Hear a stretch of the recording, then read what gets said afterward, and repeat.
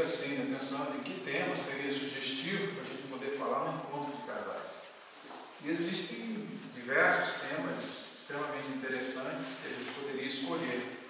Mas numa das nossas aulas aqui, nós meditamos acerca de um assunto de passagem que reflete uma conversa que eu tive com um professor lá em São Paulo.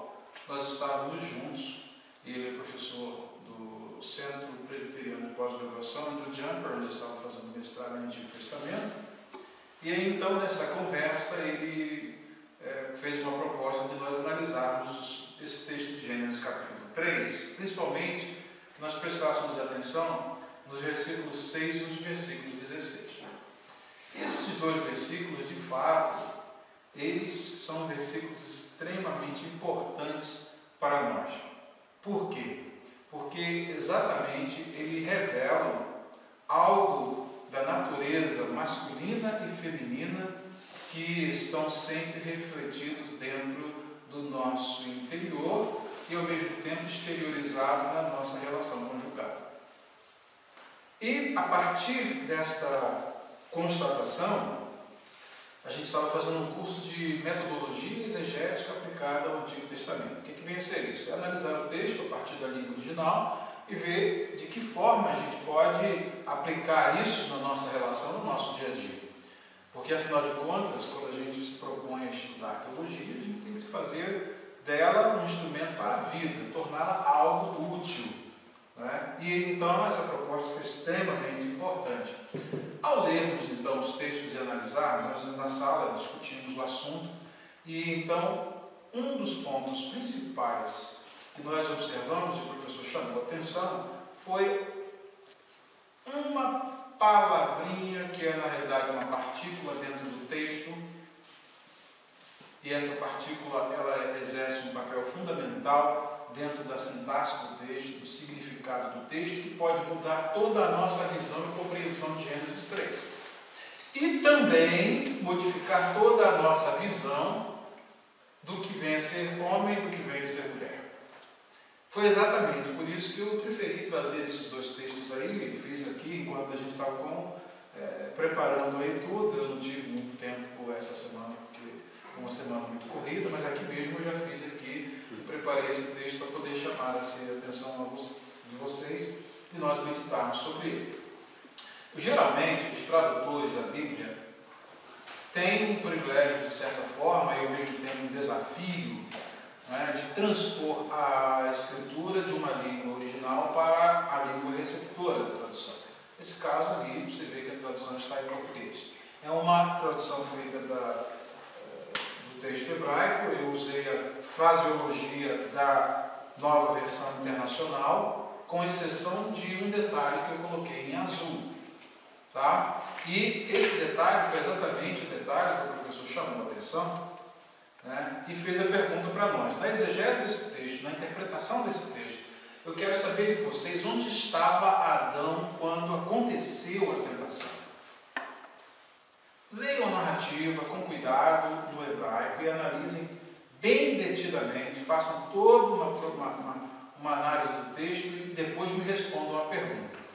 Quando nós acabamos de fazer a análise do texto, quando nós fizemos toda a interpretação do texto, traduzimos o texto, descobrimos algo que praticamente grande parte das versões para o português deixam em branco, que é exatamente uma das partes mais importantes do texto, que é essa que está em azul ali em hebraico, traduzido aqui, Imar. Né? Diz o texto que quando a mulher viu que a árvore parecia agradável ao paladar, era atraente aos olhos e, além disso, desejável para dela se obter discernimento, conhecimento, tomou do seu fruto, comeu-o e o deu a seu marido, que estava com ela, e ele também comeu. Grande parte das traduções, com exceção a algumas, como por exemplo a New International Version, traz em inglês, a Nova Versão Internacional em português não traz esse detalhe. Mas a New International Version, a Bíblia de Jerusalém e outras traduções percebem exatamente a importância dessa partícula dentro do texto, porque ela nos vai fornecer uma visão extremamente diferente do ato da tentação, como também nos vai revelar um aspecto importantíssimo da natureza masculina, que é exatamente esse aspecto e essa tendência de ficar em silêncio quando deve falar. Esse assunto se tornou tão importante, né, para nós, que aí o professor, depois de fazer de colocar a gente, isso aí dá um sermão extremamente interessante. Né? Bem, se Adão estava presente no ato da tentação, conforme o texto diz, por que é que ele se calou? Ele não falou nada, deixou a mulher entrar num discurso teológico ali com a serpente, citando o texto erradamente, né? E também nos revela alguns aspectos da natureza feminina.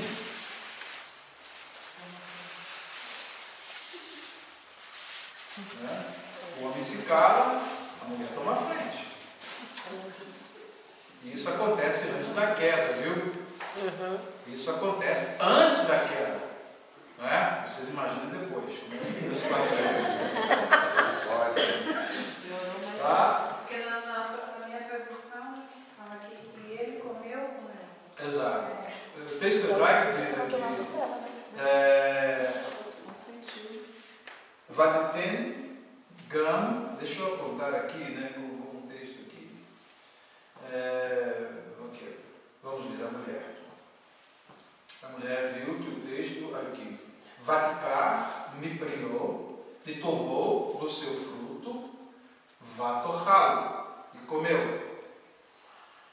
Vatetem gam leishar, e deu também ao marido dela. Imar, que é essa proposição aqui, com, imar com ela. Tá? Na sintaxe hebraica, quando aparece uma preposição desta forma, isso significa que a tradução preferível é que ele estava com ela. Vai o ralo, e ele comeu, que é o último verbo aqui. Bem, se ele estava com ela, e gramaticalmente essa tradução é extremamente possível, por que então Adão ficou em silêncio na hora que ele deveria falar? Tanto ele estava com ela, porque na hora ele vê tudo acontecendo, ela pega do fruto e come, dá para ele está presente. Não diz que se passaram, né, horas depois chegou Adão e então ele, sem saber de nada, comeu do fruto. Né? Isso nos dá toda uma nova perspectiva do ato da tentação.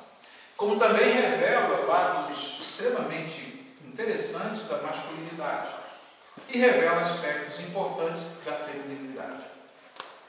Mostra que o homem tem uma tendência, quando se vê em condições e situações complexas, de se interiorizar e procurar, dentro da sua logicidade, uma solução. Por outro lado, a mulher é um pouco mais impulsiva na sua natureza, né? Enquanto o homem está pensando, refletindo, procurando por A mais B, tentar equacionar o problema e chegar à solução, a mulher já vai, certo ou errado, já vai com a solução e pronto, está aqui o resultado. Né? Um detalhe interessante da natureza. Bem, o que eu estou falando é uma coisa, não sei se é verdade. Vocês concordam bem ou discordam? Estou aqui ligando treinamento. Está tudo certinho, deixa assim. Não, a grande realidade é que esse texto se tornou um texto tão importante que um livro inteiro foi escrito sobre esse assunto. Chamado O Silêncio de Adão.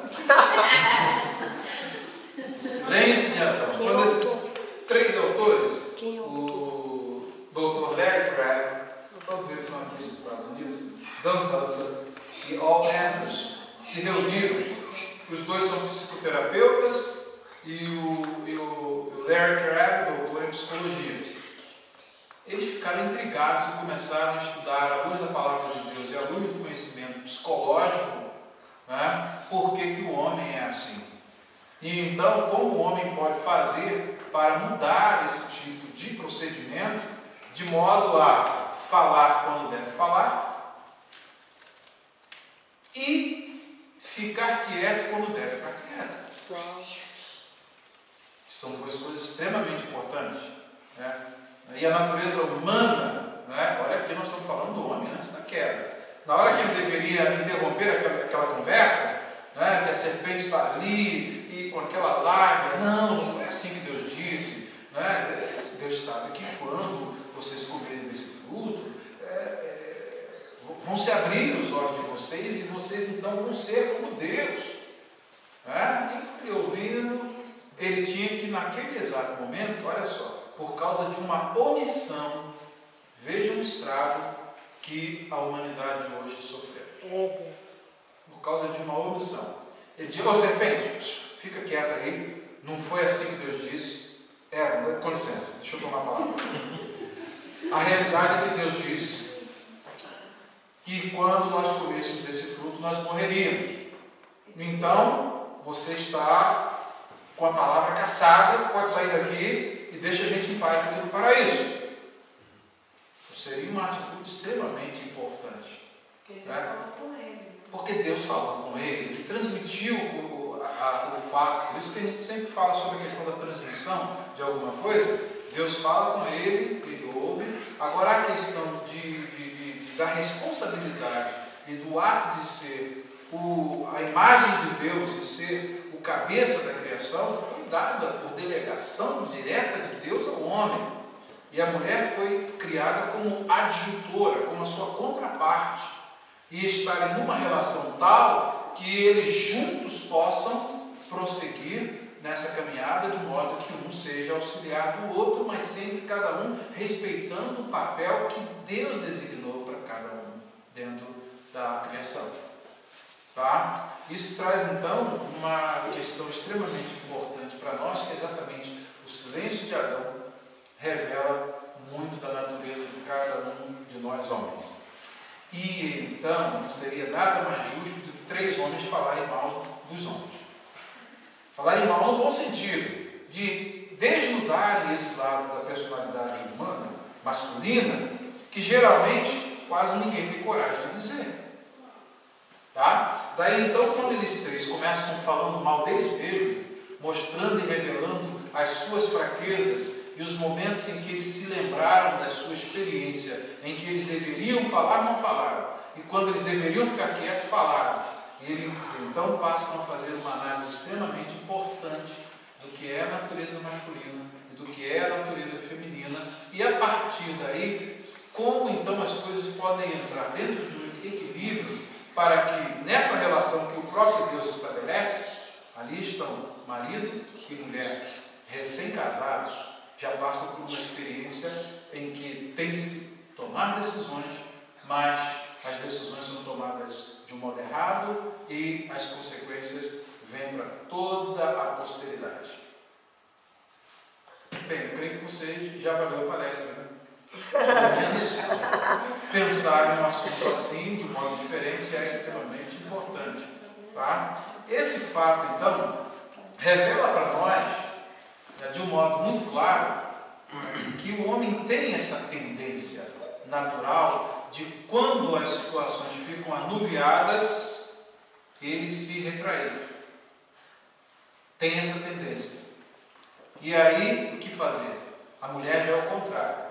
Né? Ela tem muito mais impulsividade, principalmente nessas situações complexas. Ela tem uma tendência maior de ser mais ativa, mais rápida nas suas ações.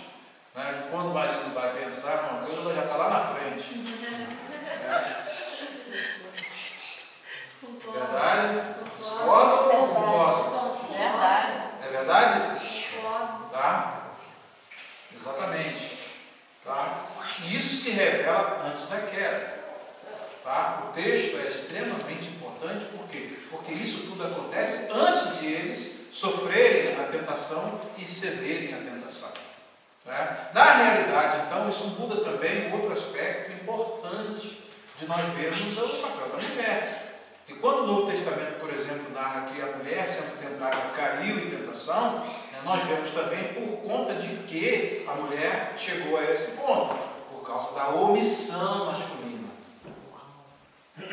A omissão de Adão fez com que a mulher errasse. Muitas das vezes a omissão masculina faz com que as mulheres tomem decisões que depois, para fazer reparações, elas se tornam muito complexas. Tá? E o livro de Gênesis, vocês vão ler com cuidado, é um livro que narra histórias exatamente assim, para mostrar que essa situação não aconteceu só antes da queda. Antes de nós avançarmos mais um ponto, tá? Guardem vocês esse detalhe. Onde estava Adão? Se Adão estava presente, isso muda toda a nossa perspectiva do que aconteceu na queda. Tá? Revela, por outro lado, um lado sombrio do homem, tá? Que, para falar mal de si mesmo, no sentido de desnudar a natureza masculina, vamos ver esses três homens.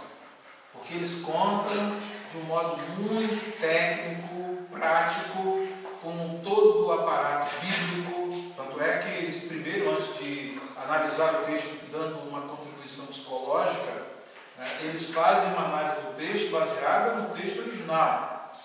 Tá? Eles são psicólogos cristãos que conhecem realmente o texto bíblico. Tá? Então, ao estar aqui, quando eles constatam isso, aí eles fazem a indagação. E aí começa. Dr. Larry Crabb começa a reanalisar as vezes em que apareceram no seu consultório homens que estavam com problemas. E quase sempre a situação de incerteza, a situação de nublada, quando não se vê um caminho, causa um certo desespero, medo e temor no homem, tá? Que ele se retrai de uma forma tal que, por exemplo, comigo dá vontade de não só ficar quieto, mas me dá vontade de dormir, para poder esquecer. Sério? Me dá um sono, quando surge um problema assim, muito complicado, dá vontade de dormir, para poder esquecer. Minha esposa está aí testemunha disso. E aqueles que não dormem, o que faz com isso? Aqueles que não dormem ficam sofrendo. Ainda bem que você dorme. Eles ficam sofrendo acordados porque dão insônia. É o efeito reverso, uma coisa ou outra. Deus que enche a cara. O senhor deve tomar um Deus que enche a remédio. cara. Eu estou falando para os cristãos. Quando acontece de eles não serem cristãos, coitados, aí já viu, né? A fuga deles é pior. Uns vão para droga, outros vão para bebida, outros vão para tentar fugir. É uma espécie de fuga, é uma espécie do medo em face ao imprevisível. O homem tem dificuldade de lidar com situações que para ele fogem do seu controle. É a grande realidade. Tá? E aí então, quando a situação foge do controle, aí a gente fica numa situação tensa, introvertida, e quando fala, geralmente fala o que não deve. E aí é o momento de realmente ficar quieto. problema. Até agora as mulheres que estão rindo aí. Concordo e assim, tá? A minha palestra, de modo geral, é exatamente homem e mulher. Afinal, quem é quem nessa história? Pelo menos a gente já está descobrindo quem são os homens. Até agora ninguém quis me crucificar. Parece que eles estão concordando comigo, com o Dr. Larry Crabb e com a análise que a gente fez do texto bíblico. Para vocês que estão chegando agora, nós estávamos falando acerca da tentação, para poder descobrir a natureza masculina e feminina e alguns aspectos dessa natureza a partir do texto de Gênesis 3:6, de um detalhe revelador do texto hebraico, mostra que Adão estava presente no ato da tentação. E aí nós fizemos a pergunta intrigante: por que ele ficou quieto vendo tudo aquilo acontecer? E aí nós chegamos a essa conclusão, que nas horas em que os problemas têm que ser resolvidos com rapidez, as mulheres são mais rápidas. elas discutem teologia, elas chegam, quis dar um drible no diabo e acabou, não conseguiu, a base teológica dela estava bem fraca, Adão estava preparado, mas estava mudo, estava sem voz, não falou nada, então ela deixa que eu resolva o negócio e vamos para o debate, e acabou debatendo com a serpente ganhou. Às vezes quando eles falam que já está lá, o bicho merece depois de mais. Mas eu observei um detalhe interessante. Eu observei um detalhe interessante, que isso tudo acontece antes da queda. Antes de eles sofrerem essa trágica decisão de fazer aquilo que Deus havia proibido de fazer e, por conseguinte, trouxe tantas consequências ruins que até hoje nós estamos, mesmo como cristãos, sofrendo. E a humanidade como um todo sofrendo. Tá? Daí então, nós vemos esse lado positivo. Bem, então homens como Larry Crabb, eu aqui aliado deles, né? E o professor que trouxe depois essa discussão para nós lá, o professor Tarcísio, né? Achou extremamente interessante, nós montamos um sermão dentro e sobre esse assunto. Né? Aí então nós fomos também, mas aí a segunda questão, a maldição que foi imposta à mulher no dia da tentação e da queda por Deus, que implicações tem para a relação homem-mulher depois da queda? Outra questão interessante. Tá? E essa questão é exatamente o que a gente aborda aqui no versículo de número 16. Tá? Deus vai fazendo todas aquelas declarações, amaldiçoa a serpente, amaldiçoa, numa sequência aqui, amaldiçoa a mulher. É um texto aqui da NVI para vocês acompanharem aí. Tá? Vem aqui Deus falando.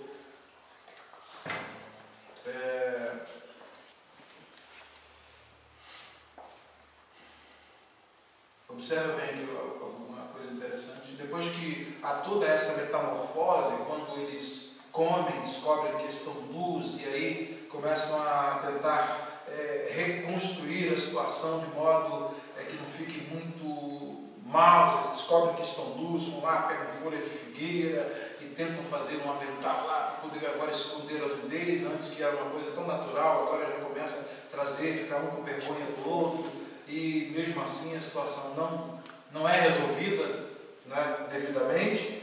E quando Deus chega e pergunta ao homem: onde está você? A primeira pergunta que Deus faz é ao homem: onde está você? Né? Nós agora podemos perguntar: onde estava você? Deus já sabia de tudo que havia acontecido.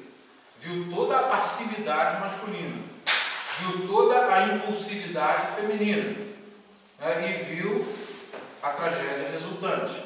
E então pergunta ao homem: onde está você? Ele respondeu: ouvi teus passos no jardim e fiquei com medo.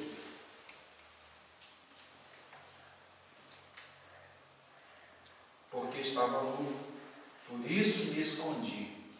E Deus perguntou: quem lhe disse que você estava nu? Você comeu do fruto da árvore da qual lhe proibi comer? Você observa que Deus está falando com o homem. Aí vem aquela outra questão que é a fuga da responsabilidade. Outro aspecto revelador da natureza humana agora pós-queda. Disse o homem: foi a mulher que me deste por companheira, que me deu do fruto da árvore e eu comi. O acusador começou a usar Adão. Pronto, agora. Você já vê que a situação começa a mudar? Foi a mulher, a culpa foi dela. A gente vê que na realidade a omissão dele foi o que causou todo o problema. Por isso que Deus chegou: porventura, por acaso você comeu do fruto que eu lhe proibi comer? Eu falei direto com você. Eu lhe dei essa incumbência de todas as árvores, todos os frutos das árvores do jardim você pode comer livremente. Porém, da árvore da ciência do bem e do mal que está no meio do jardim não comerás, porque o dia que comeres, certamente morrerás. Era incumbência dele refletindo a imagem de Deus, entrar naquela discussão e acabar com a história. Porém, a omissão, a passividade e ao mesmo tempo a permissão com que a mulher tomasse a frente naquela circunstância trouxe um problema. Estão perdendo até agora, pastor. Tem mais perda. É verdade. E vem mais, olha, então aí vai, ó, uma coisa outra. Para o Senhor Deus perguntou então a mulher: que foi que você fez? Respondeu a mulher: a serpente me enganou e eu comi. Começou o jogo, né? É o jogo de empurra, né? Bem, o Adão não assume a culpa, a mulher não assume a culpa. Aí vem, então os dois já estão livres, né? Não tem nenhuma consequência do que fizeram, já conseguiram escapar, né? Bem, Adão joga para cima de Eva joga para cima da serpente, Deus então, ó, estoura com a serpente e eles dois saem ilesos nessa situação, correto? Vamos ver o que diz o texto.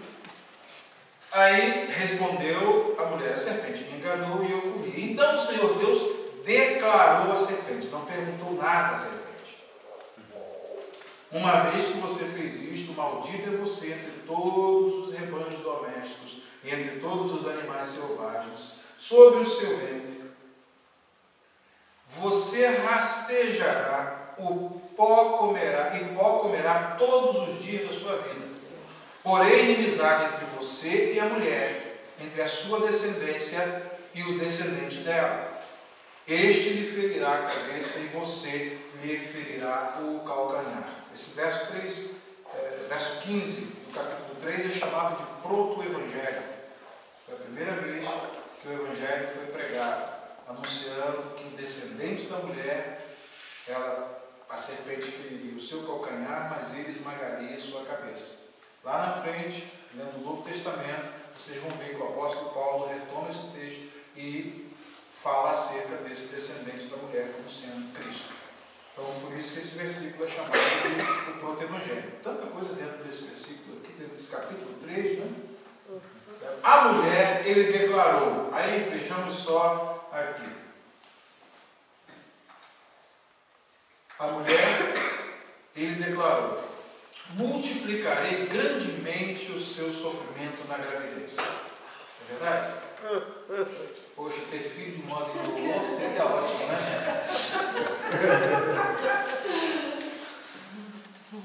Perdeu até o fôlego, os 3 partos. Né? Com sofrimento você dará à luz filhos. Seu desejo será para o seu marido e ele a dominará. Eu coloquei entre aspas, entre parênteses aqui, como um dever. Por quê? Ao analisar essa palavra aqui, que ocorre poucas vezes no texto hebraico, teshuká, desejo, acontece no Cantar de Salomão, mas acontece num texto próximo aqui em Gênesis, que é Gênesis 4, versículo de número 7. Gênesis 4, versículo de número 7, que lança à luz na interpretação desse versículo específico, que é o versículo de número 16 de Gênesis 3.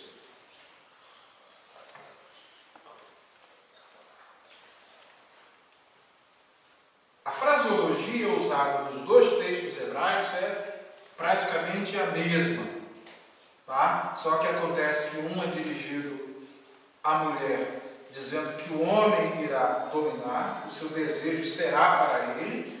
E, por outro lado, aqui, vejam só o que diz Gênesis, capítulo 4, versículo 7.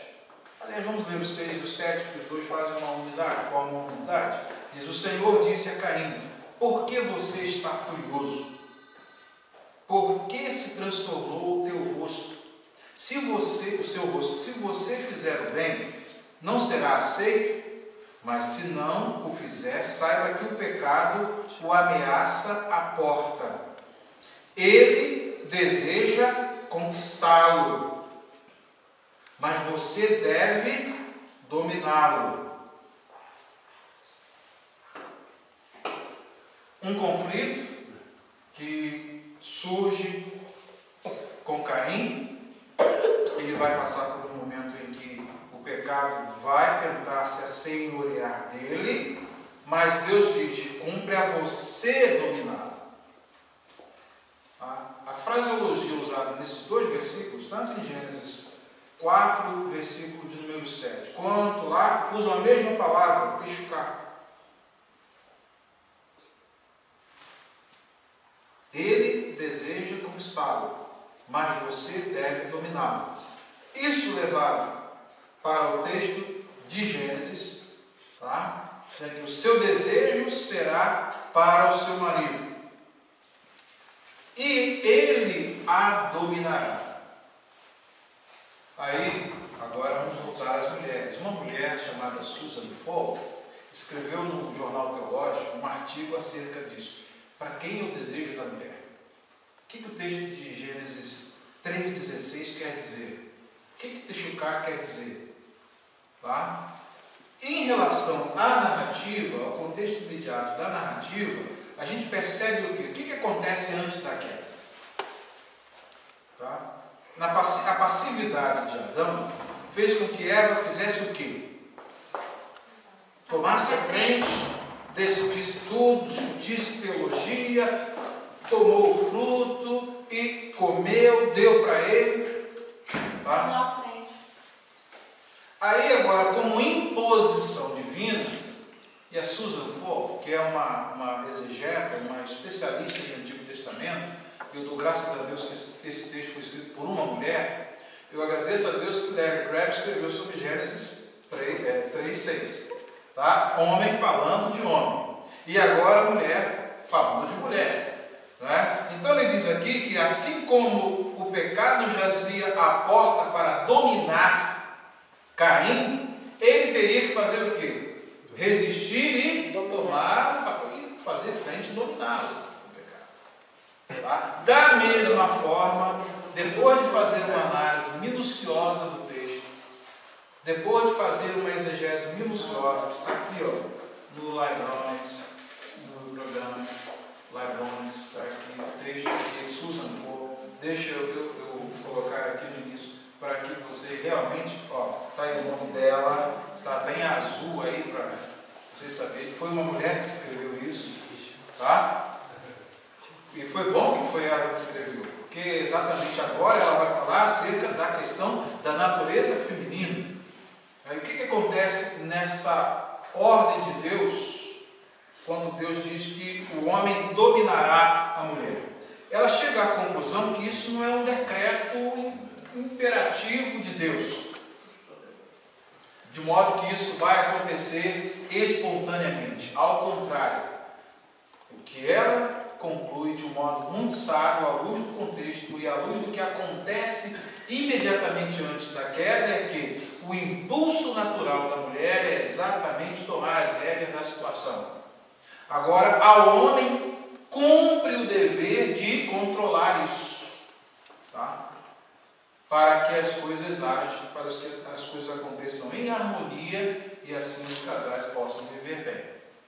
Qual é a maior luta do feminismo hoje, que tem trazido tantas tristezas e acabado praticamente uma família em todos os contextos sociais onde ele impõe essa igualdade, né, de papéis entre homem e mulher? Vejam na Europa, por exemplo, na Alemanha, sabe o que os alemães estão falando? Né? Difícil um alemão chegar assim e dizer: vou casar com uma alemã. Por quê? Porque o feminismo se tornou uma coisa tão imponente dentro da sociedade alemã. Tomando a Alemanha, por exemplo, que a gente está sempre familiarizado com os contextos dos alemães e com as coisas que acontecem lá, que o que acontece? Os alemães estão indo, por exemplo, no Brasil buscar esposa, na África, qualquer mulher de qualquer parte do mundo, menos a Alemanha. Exatamente por conta de quê? Por conta de quê? Porque os papéis, né, não são compreendidos à luz da vontade de Deus, e aí o que acontece? O número de divórcios aumenta exatamente por conta de quê? Por que não há harmonia entre os casais? Por que o adversário das nossas almas sempre procura fazer haver desavenças, haver contendas e haver... Ele faz de tudo para poder os casais romperem o relacionamento. Alguns aí não duram nem 2 meses, gente, fenomenais. Antigamente, né? Era uma coisa mais séria. Hoje em dia, você vê, né? E a gente pode ficar mais perto aqui na sociedade americana, ver como aumenta o número de separações. Por conta de quê? Incompatibilidade de genes. Gênesis, sabe? Não é de gênios, é de gênesis o problema. Tá? Por quê? Porque exatamente a Escritura, isso é corroborado pelo Novo Testamento, né? Por que o dever que o apóstolo Paulo diz às mulheres é: mulheres, sede submissas aos seus maridos? Porque a partir da queda se intensifica esse desejo de a mulher tomar a rédea de tudo, tomar a frente. E aí é como um grito que a Susan Ford faz: gente, homens, pelo amor de Deus, isso aí não é um decreto de Deus, mas assumam os seus papéis. Uau. Larry Crabb diz a mesma coisa: homens, assumam os seus papéis, falem na hora que devem falar.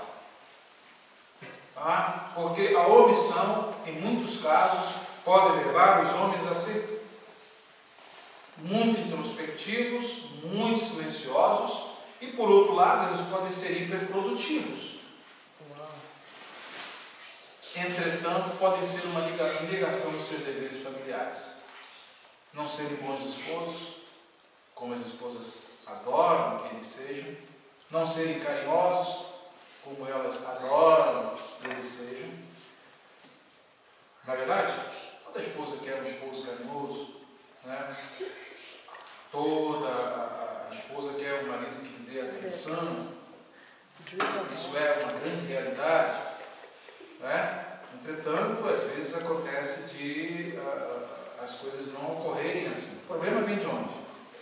Das origens. Gênesis significa no princípio, né? A palavra vem das origens. Tudo está explicado lá nas origens. Aí Susan Ford, quando ela discute esse texto, então ele diz aqui, ó: o desejo da mulher é contender com o homem pela liderança no relacionamento. Tá? Daí então, o que acontece? Esse desejo é um resultado e uma justa punição pelo pecado. Porque exatamente essa impulsividade fez com que toda a tragédia acontecesse. Por outro lado, o homem também sofre uma dura pena, tá? Por causa da sua omissão. Ele não ficou impune. Foi o último a ser punido, mas ele não ficou impune. Tá? Deus também colocou uma carga pesada sobre ele. Tá? Mas nesse texto de Gênesis, capítulo 3, verso 16, Deus está dizendo que cumpre ao homem assumir o seu papel de ajudar a mulher no sentido de ela cumprir o seu papel feminino. Daí ele não pode ser omisso quando deve falar, ele não pode ser silencioso, introspectivo na hora que ele tem que pensar rápido e tomar decisões mais rápidas, porque senão ela toma. Na verdade, Oh, yes. vocês podem discordar de mim. Oh, yes. Vocês podem discordar de mim, mas que elas são mais rápidas, são. Essa É a grande realidade. Quem já foi? Quando pensa aí, já foi há muito tempo. Tá? Não foi? E A solução vai rápido para sair. Para sair elas demoram demais. Para gastar o dinheiro vai rápido. E depois de ela mostrar que toda essa interpretação que ela dá é consistente com tudo quanto o texto e o contexto diz, ela fecha aqui, ela está aqui de pertinho, tá? Westminster Theological Seminary, Filadélfia. Pertinho aqui, na Church Street, Church Road. Church Road, Yes. é pertinho daqui. Né? Isso explica o fato de que os maridos não devem governar suas mulheres como um resultado de uma proclamação em Gênesis 3,16, né, como se isso fosse um decreto de Deus. Ao contrário, tá? Isso também é focado no Novo Testamento, ao dizer: vós mulheres, sejam submissas, vocês mulheres sejam submissas aos seus maridos, é porque a tendência natural da mulher é exatamente o contrário. Né? E é toda a desarmonia na sociedade contemporânea se dá em face disso. Todo o contraste que acontece hoje e destrói a relação entre os casais nesses dias está exatamente relacionado a isso. Daí, vejam bem, a relação entre homem e mulher, ela fecha aqui, tá? Inclusive é um verbo que está no futuro, e geralmente o verbo futuro no hebraico jamais pede um pronome pessoal. Só que nos dois textos onde acontece essa relação de dever, né, então o pronome aparece como enfático, porque implícito está ele te dominará. Tá? Não precisava, por exemplo, e ele, verru, e ele no hebraico, não precisava disso, isso é supérfluo no hebraico, porque o próprio verbo imshol já está dizendo e ele te governará, te dominará. Tá? Mas a ênfase aqui é exatamente por uma questão de que você deve dominá-lo, tá? Para que a relação possa acontecer de um modo que as coisas fluam naturalmente e o homem de papel reconheçam quem é quem nessa história. Tá?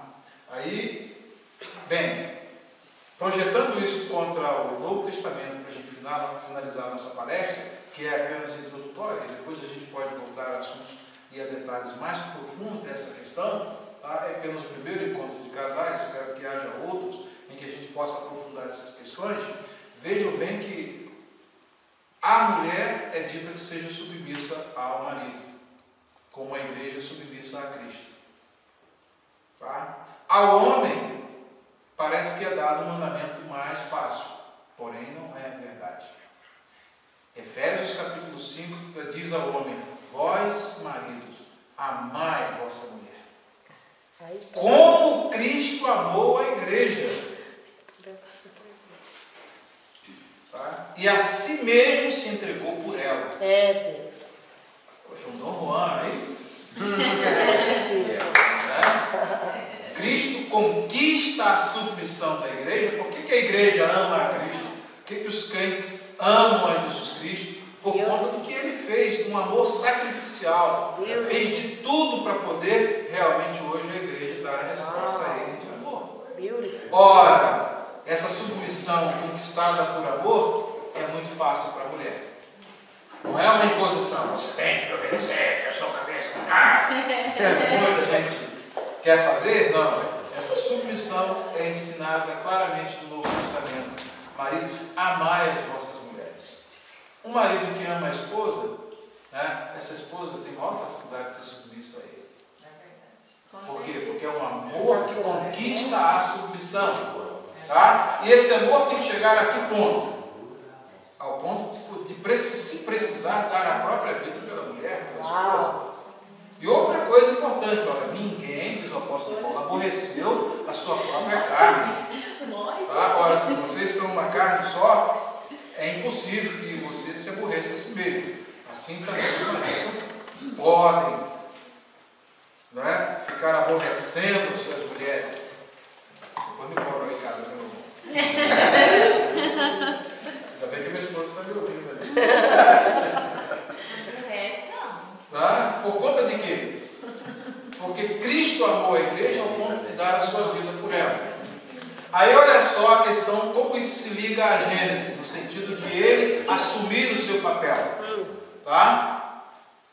Ninguém aborrece a sua própria carne, antes a alimenta e sustenta como o Senhor à igreja. Wow, that's beautiful. Isso quer dizer que, por que a igreja é extremamente submissa, ama a Cristo, sente prazer nessa submissão, nessa relação de submissão? Porque ela tem um maridão, né? Glória a Deus, aleluia. É o marido ideal. Yes. Né? É um marido que não negou a sua própria vida por amor da sua esposa, né? Da sua noiva, porque as bodas ainda vêm, o casamento ainda está por vir, está preparando a festa. Né?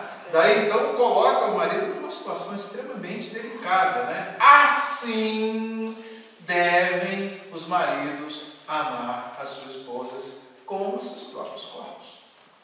Quem ama a sua esposa, ama a si mesmo. Uau. Tá? Dentre as coisas que o texto diz, exatamente o quê?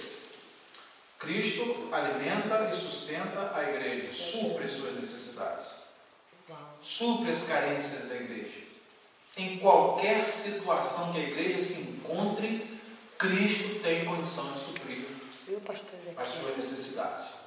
Graças a Sejam Deus. necessidades afetivas, Cristo tem condição de suprir É a verdade, igreja. pai. Cristo nos supre. Sejam necessidades físicas, Cristo nos supre. Amém. Sejam necessidades do dia a dia, né? Na própria oração do Pai Nosso, está lá o pão nosso de cada dia, dá-nos hoje. Ele ensina, né, a se pedir a Deus, porque Ele é o que supre. Na realidade, eu vou usar uma linguagem bem interessante. É o marido que banca a sua esposa, né? Uma bênção. Tá? É um marido que... Um marido desse jeito, né? Vamos colocar numa linguagem bem contemporânea, é aquele marido que praticamente chega assim: minha filha, com cartão de crédito sem limite para você, tá? Macy's. É tudo que a mulher quer. Aí já vai falar igual americano. Dream about. Será que esse milagre acontece? Vai sonhando. Só dando uma ideia, para poder a gente contextualizar isso. Cristo é aquele que supre a igreja. Em todas as instâncias, psicológicas, afetivas, materiais e nos momentos das maiores crises que a igreja enfrentou na história, ela sempre teve esse Cristo bem presente, esse marido bem presente. Tá? De um modo, então, muito desafiador, isso se relaciona com Gênesis. O marido deve dominar essa impulsividade que a mulher tem. E a mulher tem que ser submissa. Mas como essa submissão é conquistada? Numa só palavra: amando como Cristo amou a igreja. Amém. Se o marido amar intensamente a sua esposa, por certas relações vão fluir a mil maravilhas. Aí ela não vai ter dificuldade de ser submissa, porque tem aquele maridão ideal que Jesus Cristo representa. E por outro lado, né, o marido também, né, vai ter sempre prazer de fazer tudo, se desdobrar, né, para poder suprir a sua esposa. Disso então resulta o quê? Um casamento durável, uma relação estável, uma relação em que o homem passa a começar a gerir bem as dificuldades quando elas aparecem. E não entrar em desespero, não entrar em medo, temer as circunstâncias. Por quê? Porque voltamos ao texto básico que foi lido aqui no início. Um cordão de 3 dobras não se quebra com facilidade. Glória a Deus. É o marido, é a mulher e Deus nessa relação. Uau. Tá? A terceira dobra é bem mais forte. Né? Quem é que vai quebrar essa relação se for assim? O marido, a esposa e Cristo. Né? Nos momentos de confusão, o que o marido precisa aprender? Lembrar da voz de Deus e procurar a Cristo. Procurar a Deus. Na hora da dificuldade, procurar a Deus. Não tentar, como é a tendência masculina, ir para um canto e começar a equacionar a situação para ver se resolve. Não é bem assim. Né? Mas é com a sabedoria de Deus é que a gente consegue, né, buscar as soluções para os problemas, para as dificuldades, e é exatamente assim que nós devemos fazer. Aí então o que acontece? Um marido que está numa dependência de Deus, uma esposa que está numa dependência de Deus, eles formam um trio inabalável. Uau. Glória a Inamovível. Deus. Irresistível. Glória a Deus. Tá? Se no momento da tentação Adão assume o seu papel, se Deus, eles convidam a Deus, espera um instantinho, deixa eu consultar, porque pode ser que a minha memória falhou aqui. Deus, chega aqui um instantinho aqui, será que o que a serpente está dizendo é verdade? Se chama terceiro para essa relação, Aí o que acontece? Muda todo o quadro. Né? Quando Deus chega lá, depois que toda a tragédia acontece, ele não foi convidado, não deixa a tragédia acontecer para depois convidar a Deus. Uau. Antes de ela acontecer, ou antes de que o problema se agrave, tremendo. convide ao Senhor para poder mostrar o caminho, mostrar a solução. Glória Porque a às Deus. vezes nós somos confrontados na vida por situações que a gente não sabe qual é a saída. É verdade. Não sabe que decisão tomar. Isso para nós, como cristãos, não é vergonhoso. Tá? Não precisamos ficar retraídos no canto tentando equacionar o problema. Deus tem solução para qualquer problema. Aleluia. Só Glória a precisa ser Deus. convidado. É verdade. Ele não poderia ter chegado ali na sua soberania e entrado ali naquele jardim e cavado. Ô Adão, eu te dei uma ordem, por que você não ouviu o que eu falei? Fica quieto. Serpente, sai daqui. Uau. Ele poderia ter feito isso pela sua soberania. Não, mas ele deixou aquele casal recém-casado ter a sua própria experiência para instruir a nossa experiência. O apóstolo disse, tudo que foi escrito para o nosso ensino foi escrito. Então que essa meditação possa nos levar a saber quem somos nós, qual é o nosso papel, quem é homem e quem é mulher dentro da relação que Deus criou. Que Deus nos abençoe. Amém. Que essa palestra possa ser pelo menos um motivo assim, para poder começar a trazer novas experiências na vida de vocês, tá? E que na sequência delas, se Deus quiser, a gente possa enfocar outros pontos mais específicos, trazendo novas experiências, a fim de que nós possamos enriquecer essa relação tão linda que Deus fez, homem e mulher. Que Deus nos abençoe. Glória a Deus.